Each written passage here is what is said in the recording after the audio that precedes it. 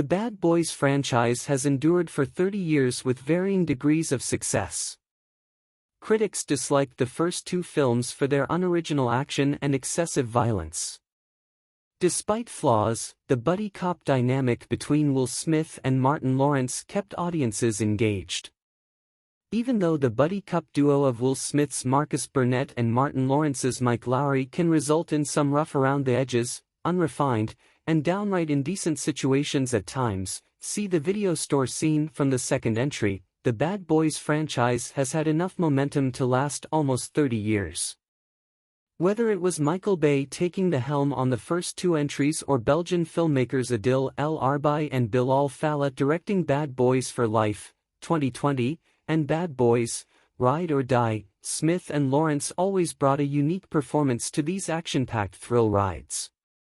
While all four films did just fine at the box office, and moviegoing audiences agreed they were highly entertaining films, to varying degrees, critics seemed to especially dislike the first two, on the other hand.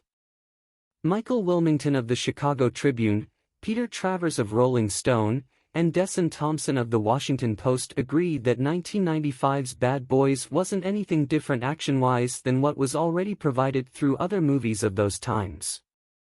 Noise and nonsense, and haven't we seen this all before, are only some of the chosen words by these reviewers, and it doesn't get any prettier. Regarding the sequel, Bad Boys 2, the main criticisms seem to be targeted toward the runtime, over 2 hours, the violence, and the various kinds of mean-spirited humor. The sequel appears to have the lowest scoring Metascore on Metacritic, out of all four, with a measly 38.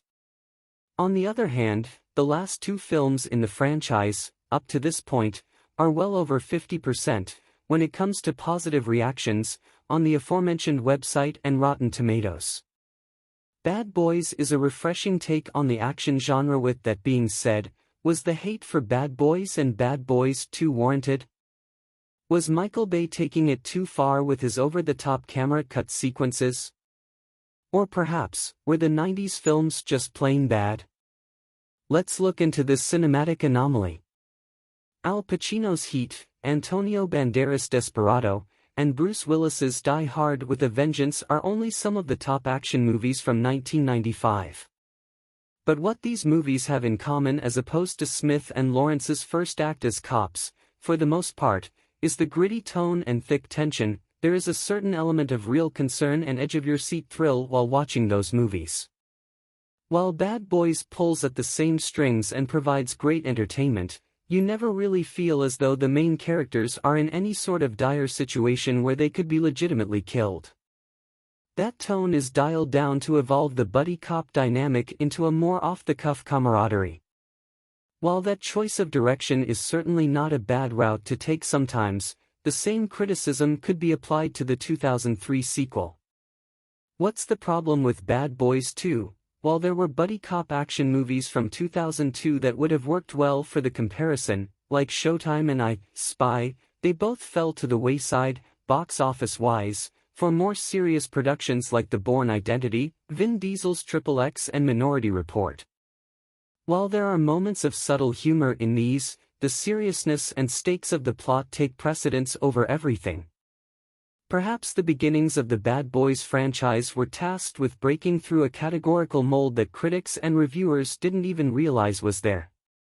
While Michael Bay's two Bad Boys entries might not have the intensity of some of the aforementioned titles, they are certainly great experiences for action enthusiasts.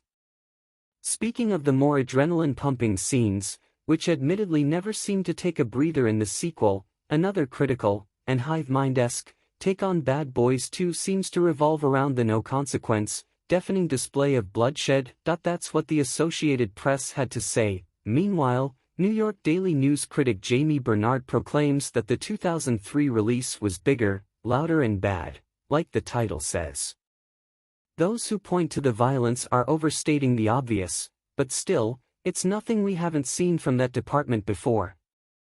Yes, there are too many dead bodies to count, and, at one point, the two detectives are literally reaching into corpses at the morgue for hidden contraband, but many other shock value films were released around the same time, too. See Kill Bill Volume 1 or Oldboy, which were both released in 2003, for example. So, what was the foundation behind this comment? Bad Boys 2 was also rated R, so nobody should be surprised that the film went all out with its visuals in conjunction with the humor.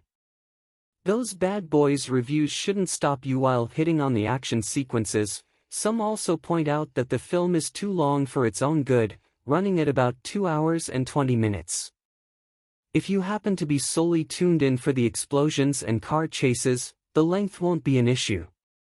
But for those looking for a trimmed story with a definitive start and ending, the second rendition of the Smith and Lawrence team-up is not it. The ending is stretched out by another car chase and a surprising minefield climax.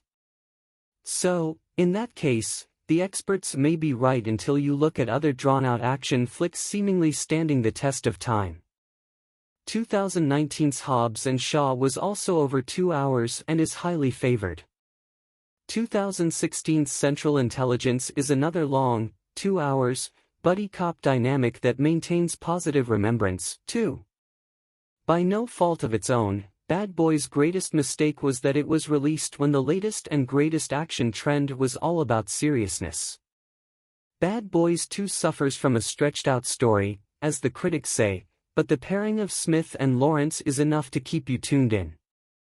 If you want to see for yourself, both Bad Boys and Bad Boys 2 are now available on Netflix. The latest addition to the franchise, Bad Boys, Ride or Die, is still in theaters.